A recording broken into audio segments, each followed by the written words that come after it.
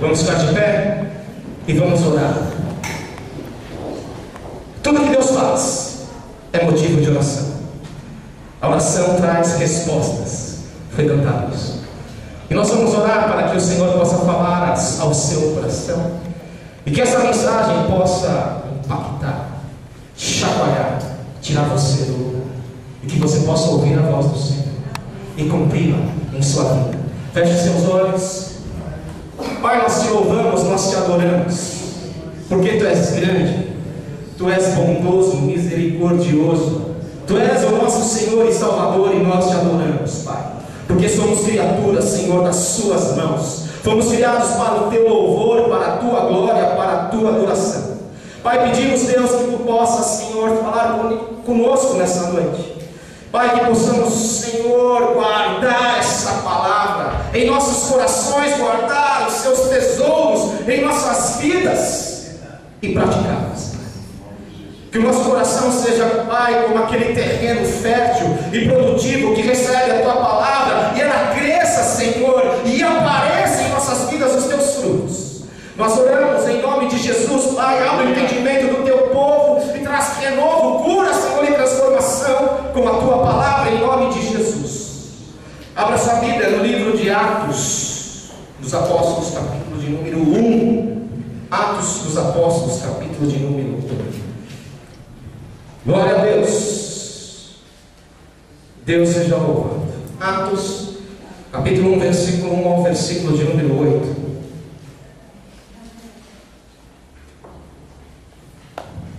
Você encontrou? Então diz assim, acompanha o texto.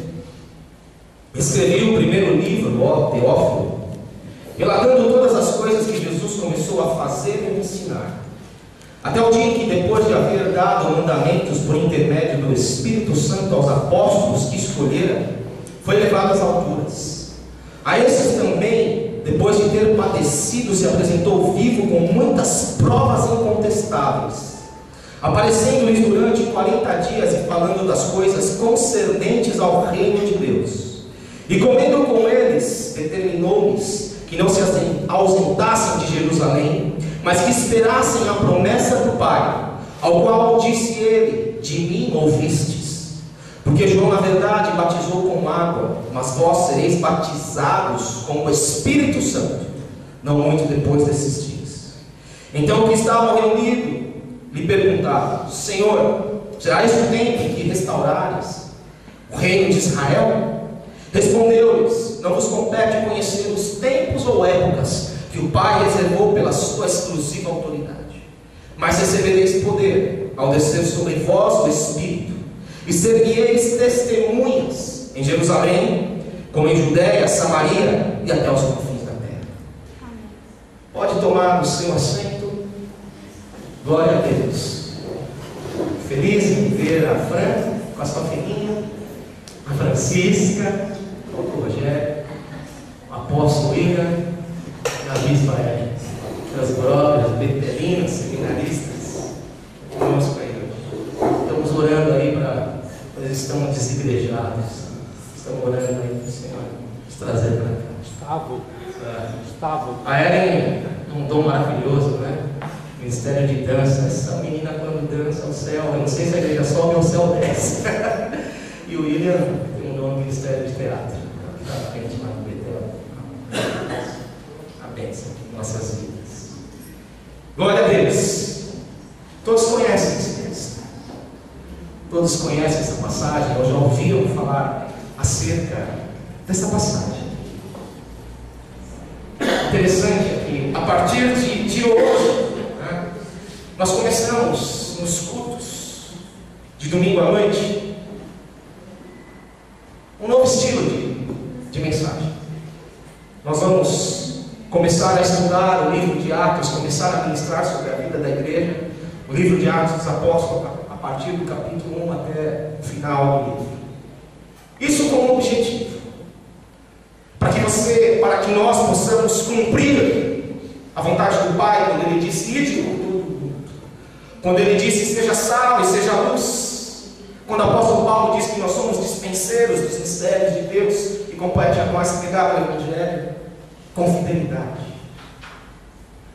E quando nós olhamos para o livro de Atos, nós podemos observar o quanto Deus acrescentava e abençoava a sua igreja, à medida que a igreja apostólica ou a igreja primitiva obedecia os seus mandamentos. Esse é o nosso alvo.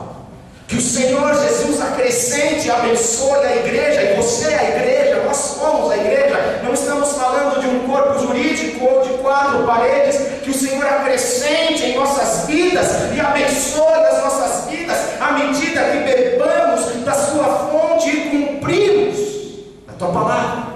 Esse é o nosso alvo, esse é o nosso objetivo.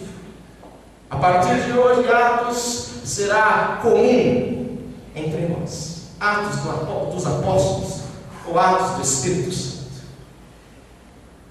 Por volta do ano 80 depois de Cristo aproximadamente, 2 volumes começaram a circular na comunidade cristã do Império Romano: o Evangelho de Lucas e o livro de Atos.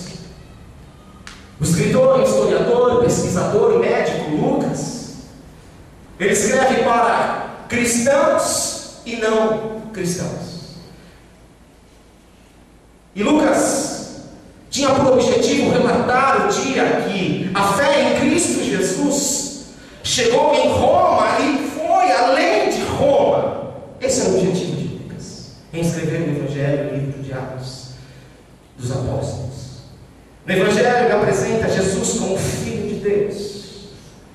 Em Atos, no livro de Atos dos Apóstolos, ele apresenta Jesus como Cristo, aquele que padeceu, morreu, ascendeu, ressuscitou, enviou o seu Espírito para que todo aquele que nele crê tenha a vida eterna e continue sua missão. Quando nós olhamos para o livro de Atos dos Apóstolos, nós podemos ver que Atos é uma continuação do Antigo Testamento. Em Atos dos Apóstolos, as promessas se cumprem. O derramar do Espírito sobre toda a carne, raça, língua, tribos, povos. A ascensão de Cristo Jesus ao céu. Isso já havia sido profetizado. Atos é o cumprimento de inúmeras profecias testemunhadas há anos e anos atrás. É um marco, é um divisor de águas. Nós vamos falar isso no decorrer dos estudos. Lucas diz que por cerca de 40 dias, Cristo Jesus, após ele ter ressuscitado, ele apareceu aos seus discípulos com uma finalidade: ensinar, continuar os seus ensinamentos acerca do reino de Deus.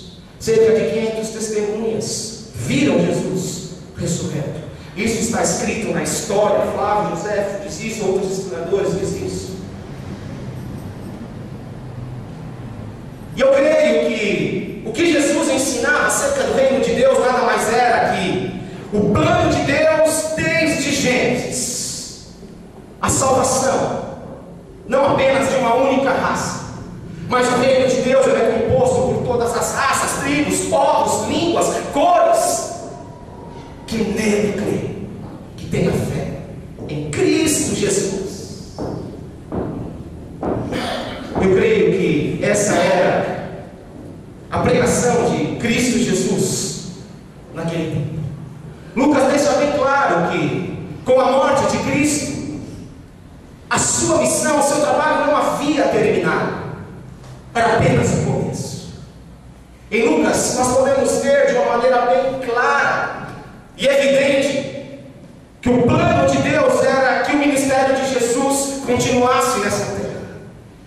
E para isso ele escolhe, ele chama para si mesmo um povo, denominado igreja, congregação, assembleia, comunidade dos santos regenerados por Deus em Cristo Jesus, pelo poder do Espírito Santo. Igreja de Cristo Jesus, responsável pela obra, pela continuação do ministério de Cristo Jesus. Dentro dessa perícope que nós lemos, nós podemos tirar 3 ensinamentos.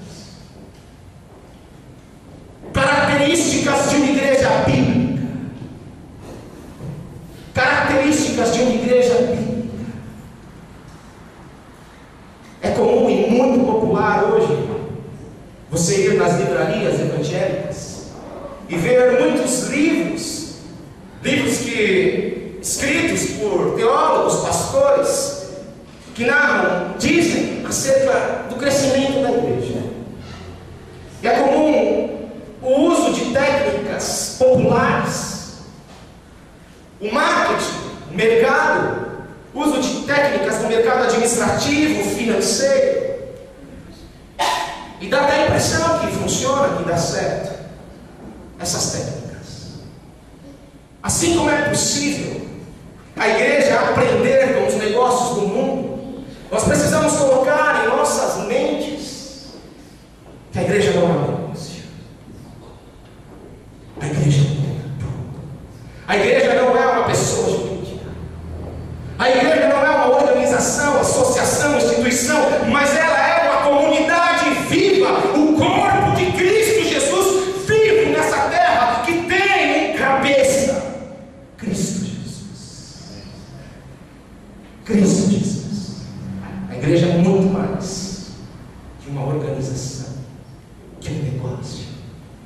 Somos os pés de Jesus, somos as mãos de Jesus, tocando, abençoando, andando nos vilarejos por onde Jesus passava, nas aldeias por onde percorria. Somos seus pés, somos suas mãos, levando, pregando e curando.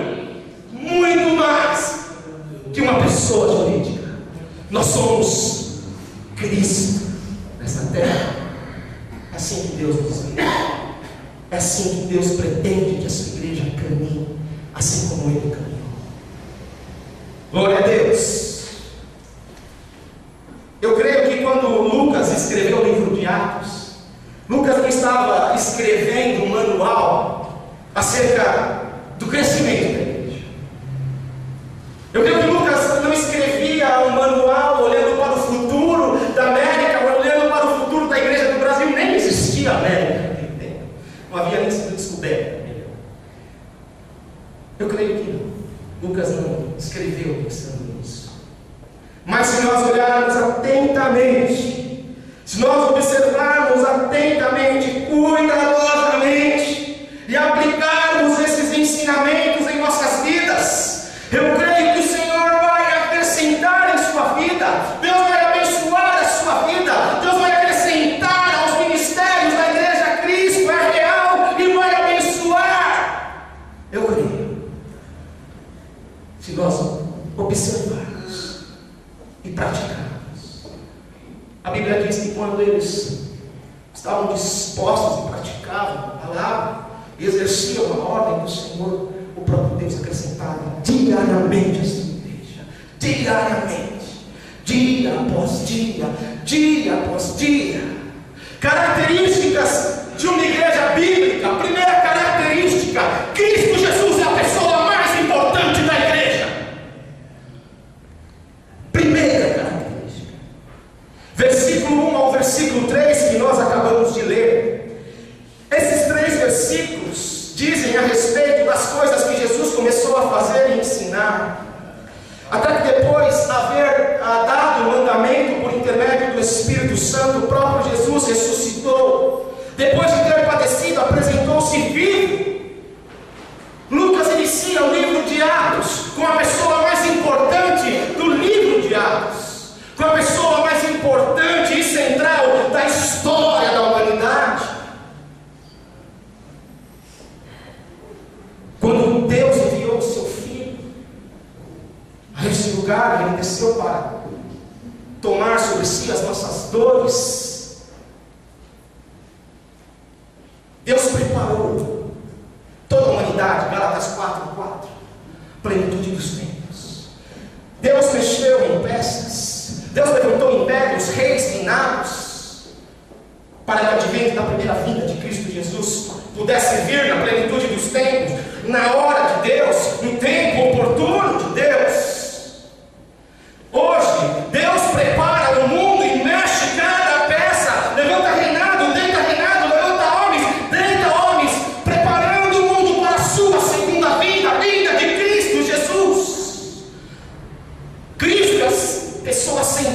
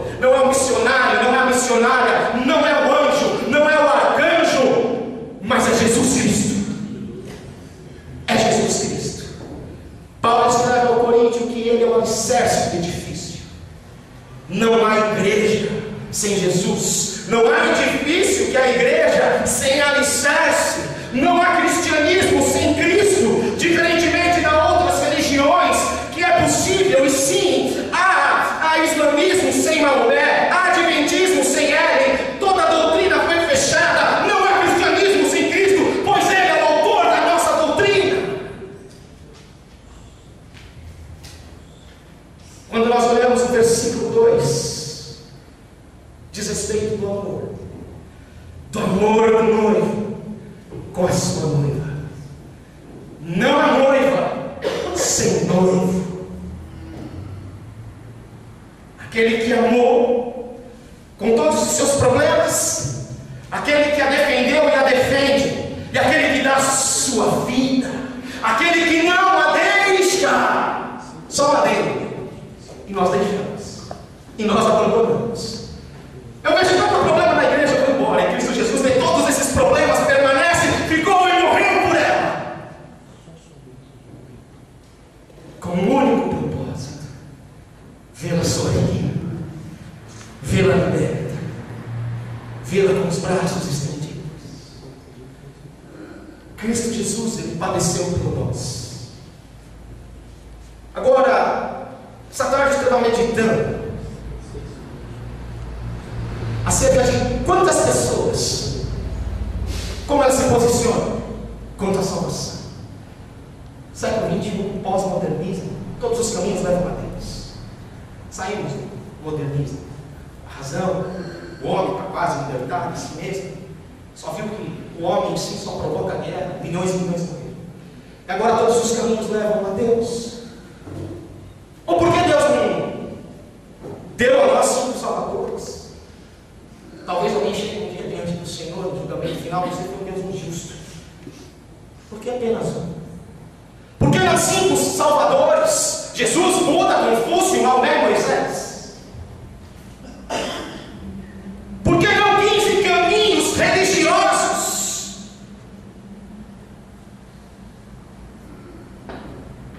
Nós podemos responder esses questionamentos da seguinte forma: suponhamos que existe um Deus. E esse Deus, Ele é em si completo. Ele é por completo em si mesmo. Esse Deus é perfeitamente santo. E esse Deus, por graça e bondade, não por necessidade. Suponhamos que esse Deus criou o mundo e habitou esse mundo com plantas e animais.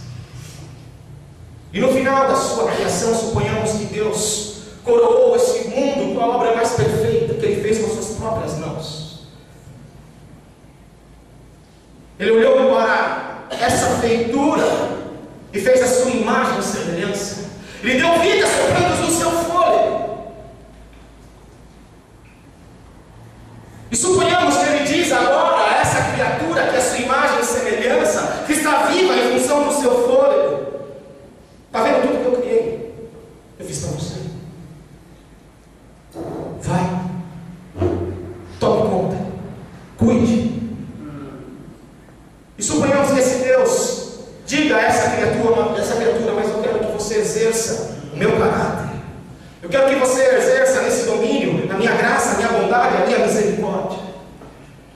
Suponhamos que essa criatura desafiou a lei de Deus, desafiou o que Deus havia dito, se tornou uma criatura ingrata, querendo ser maior que Ele, e se rebelou contra esse Deus.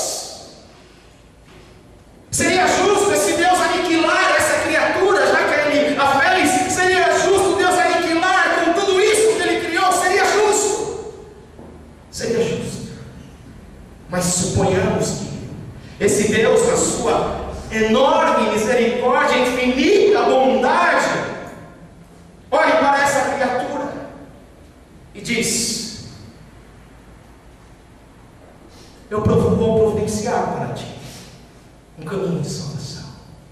Eu vou cobrir a tua nudez. Eu vou tirar você dessa situação desesperadora. Eu vou enviar meu único filho, perfeito e justo, íntegro, sem pecado. E vou colocar nele a sua ingratidão, a sua rebeldia, o seu pecado. Vou depositar nas costas do meu único filho. E perdoarei a sua rebeldia contra mim. E alivia seu único filho.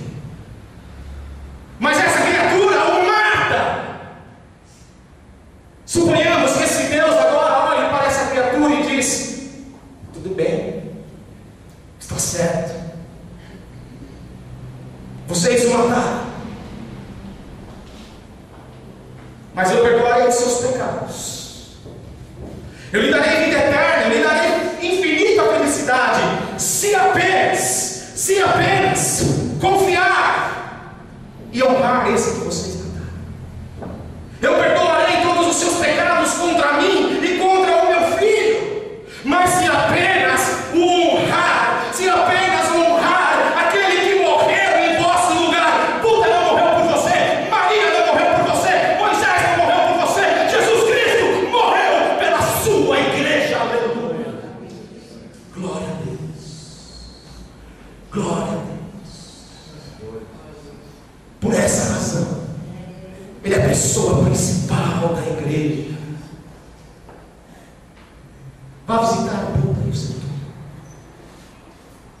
Vá visitar Confúcio e o seu túmulo. Vá visitar Gandhi.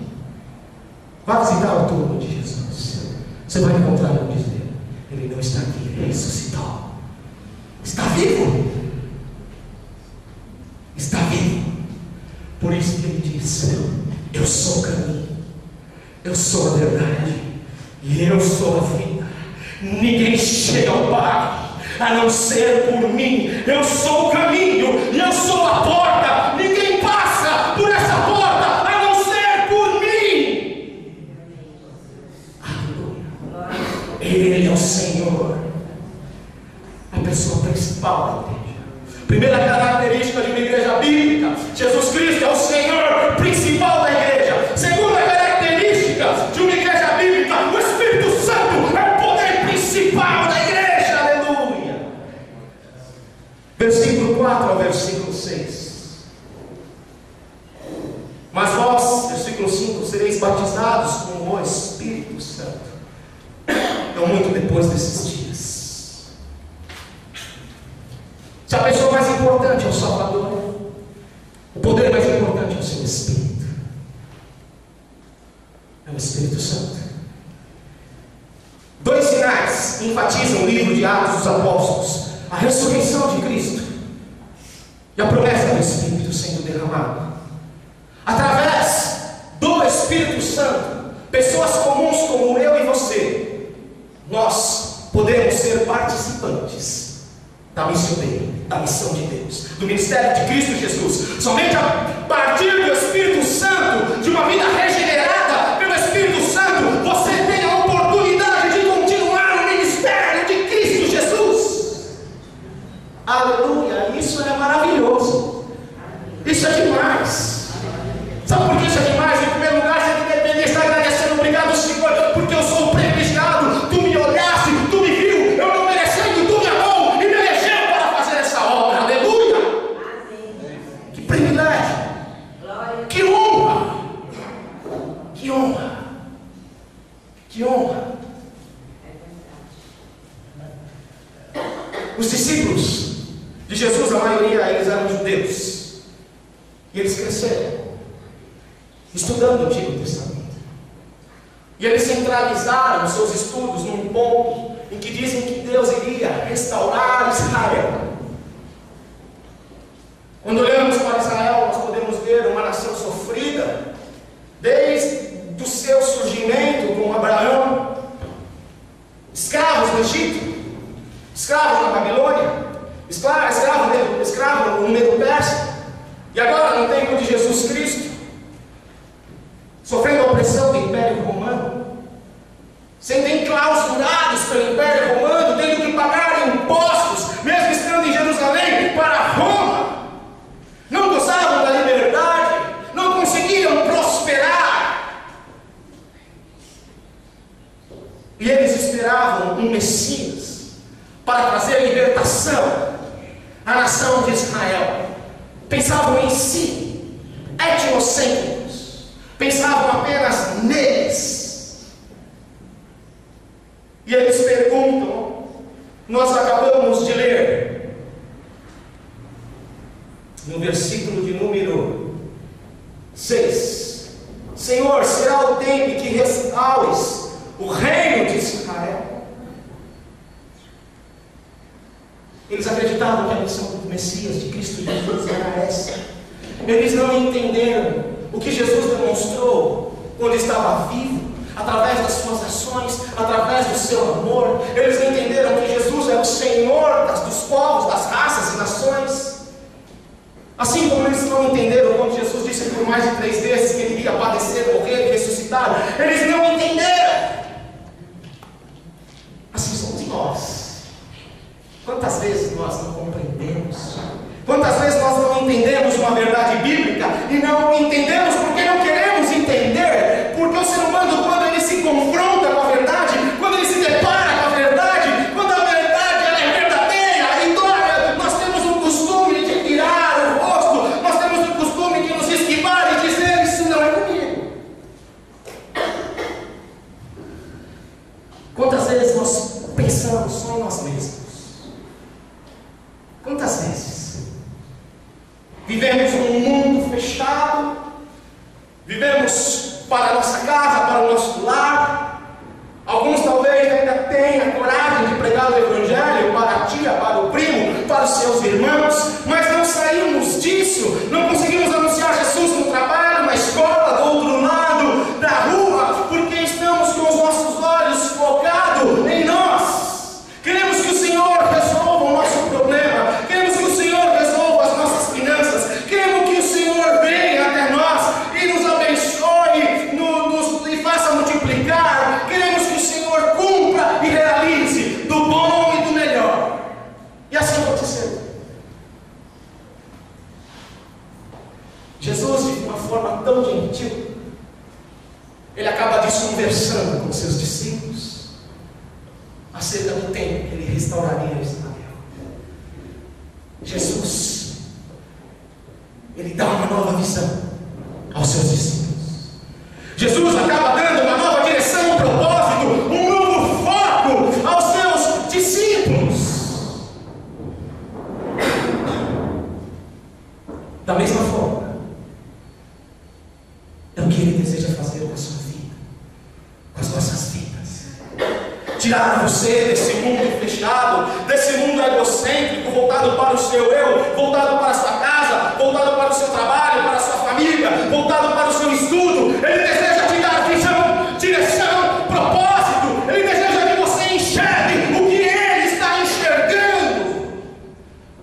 Ele deseja que você tenha ao ouvido destampado, seus olhos desencobertos, para que você possa escutar, para que você possa ver aquilo que ele deseja. Não importa os tempos, não importa os tempos. Visão, foco, direção, propósito. Isso só é possível com a atuação permanente do Espírito Santo de Deus. Pastor, eu vivo uma tribulação. Pastor, eu estou como uma barata, pastor tonta, correndo para lá, para cá, pastor. Tem dia que eu não consigo fazer nada. Nova direção, novo foco, com o poder do Espírito Santo. Ele te dá forças para você romper em fé e vencer, e suportar, e triunfar. Ele te dá a visão, ele te dá estratégias, ele te guia, para que você possa se desembaraçar. Eu fico esperando do Senhor, eu fico esperando do Senhor. A palavra diz: meu irmão, tenha ânimo.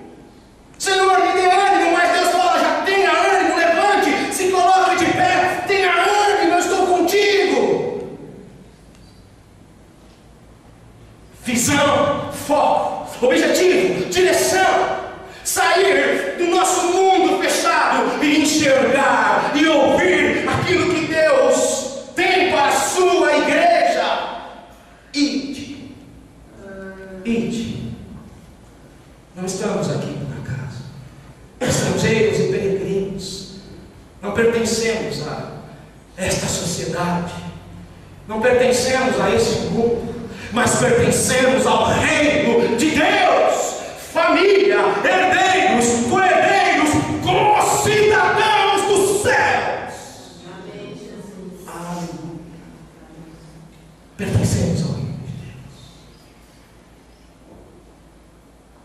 quero te dar visão nessa noite. Amém, Jesus. Isso é possível através da atuação permanente do Espírito Santo. O livro de Atos é um divisor para a igreja. Por qual motivo? A partir de Atos dos Apóstolos, o Espírito Santo agora ele habita permanentemente em todo aquele que diz: Senhor, eu confesso que Tu és o Deus, que Tu és o meu Senhor, entra na minha vida, perdoa os meus pecados. Hoje eu recebo a Ti, Senhor, hoje me entrego a minha vida para Ti. Imediatamente o Espírito Santo vem fazer morada e não sai mais, estarei convosco todos os dias. Glória a Deus. 2 Coríntios 3,16, somos santuários, templos do Espírito. Atuação permanente. Se eu falei de uma atuação permanente, eu preciso falar de uma atuação não permanente. Quando eu olho para Saul, venceu os amonitas, o Espírito, o ímpio, o Espírito Santo não morava permanente dele. No Novo Testamento, quando eu olho para Judas, fazia milagres, expulsava os demônios, sinais e maravilhas, predestinado ao fogo da perdição. Uau! Quando eu olho para Hebreus capítulo 6, é possível participar do Espírito, da bondade da palavra, e não ter, e não ser do Espírito. Mateus capítulo 7, Senhor, mas em Teu nome eu fiz milagres, sinais e maravilhas, em Teu nome eu usava dos dons, eu abusava, apartai-vos de mim, eu não vos conheci. É possível ser influenciado pelo Espírito, é possível ser tocado pelo Espírito, e não ser, em nossas vidas como habitação permanente. Uau! Como eu sei disso? Como eu descubro isso? O Espírito, Paulo escreve aos Efésios, é o penhor, ele é a garantia da nossa salvação. Quando ele habita em nossas vidas e vem habitar em nossas vidas de maneira permanente, Ele traz contigo uma nova vida. Somos regenerados. Ele nos faz nova criação. Ele traz consigo a sua natureza. Por isso que o apelido dele, o sobrenome dele é Santo. Ele carrega consigo essa natureza em todo cristão que ele habita permanente. Quando você recebe o Espírito Santo, recebe uma natureza santa. Amém. Se somos santuários do Espírito, 1 Coríntios 3,16, não segundo, nós somos morada, Gálatas 2,20. Já não sou eu quem vive, mas Ele vive em mim. Se sou santuário e Ele vive em mim, 2 Coríntios 5,17, todas as coisas já se passaram, eis que tudo se fez novo e faz novo. O que eu quero dizer com isso? Trazer Agostinho de Hipona, bispo, teólogo, filósofo, escreveu muito sobre a Trindade, século 4. Um livro muito conhecido, Confissões de Agostinho. Ele escreve nos seus capítulos, após a sua conversão. Ele diz que logo após a sua conversão, durante algum período de tempo, ele continuou com lascívia, desejo impuro, pecado e soberba. Ele era assim após a sua conversão, isso por algum determinado tempo. Mas Agostinho de Hipona, ele confessa que isso não perdurou por muito tempo, porque o poder do Espírito Santo, ele quebrou, ele venceu o poder da tentação, ele quebrou os grilhões dos meus vícios, ele libertou a minha vida do pecado e me levou para a sua natureza santa. O que eu quero dizer? A pessoa que tem o Espírito Santo morando nele, gradualmente se tornará santa. O seu interior ele é transformado de glória em glória. Amém, Jesus. Quando há relacionamento com o Espírito Santo. Uma pessoa que é influenciada e tocada pelo Espírito Santo, o homem natural ele jamais transfere a sua presença santa e seu poder efetivo. É possível ser influenciado, é possível ser tocado pelo Espírito Santo. O que eu quero dizer é que Deus usa quem Ele quer, Ele usa quem Ele quer, quando Ele quiser, por amor à sua igreja, mas não significa que Ele aprova os atos e as condutas de quem Ele usa. O que importa é que Cristo apareça e nós diminua, Cristo em nós, esperança da glória. Aleluia.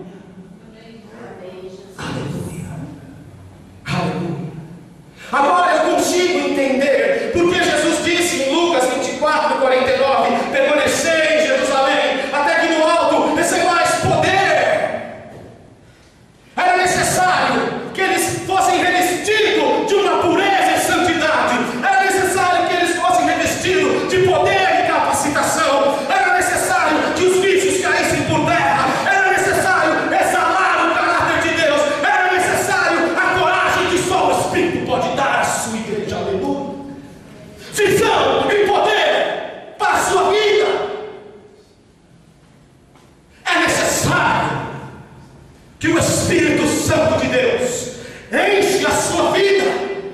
É necessário que o Espírito de Deus quebre os grilhões, os vícios do seu interior. É necessário que o Espírito Santo de Deus, com o seu poder, destrua todo o poder satânico, toda a influência satânica da sua vida, meu irmão. Visão e poder. Se Cristo Jesus é a pessoa principal, se o Espírito Santo é o poder principal, qual a missão principal da igreja? É unir. Jerusalém, nossa casa, onde nós estamos, Campo Chico, arredores, Judéia cercava Jerusalém. Sair dessa região lá para o interior. Samaria, ali estavam os inimigos dos judeus. Outro estado, confins da terra. Essa é a ordenança de Jesus para a sua igreja. Características de uma igreja bíblica: Cristo Jesus é a pessoa principal, o Espírito Santo é o poder principal, as vidas é o propósito principal da igreja. Eu só alcanço vidas no nome de Jesus, pelo poder da autoridade do Espírito Santo de Jesus. Eu só influencio se eu sou revestido da autoridade do nome, e se eu carrego dentro de mim o Espírito Santo como habitação permanente. Não seja influenciado e nem tocado, mas queira ser santuário, meu irmão. Vocês entenderam? Você entende isso? Por qual finalidade você está aqui? Ninguém me ama, eu sou importante. Para Deus eu sou muito importante.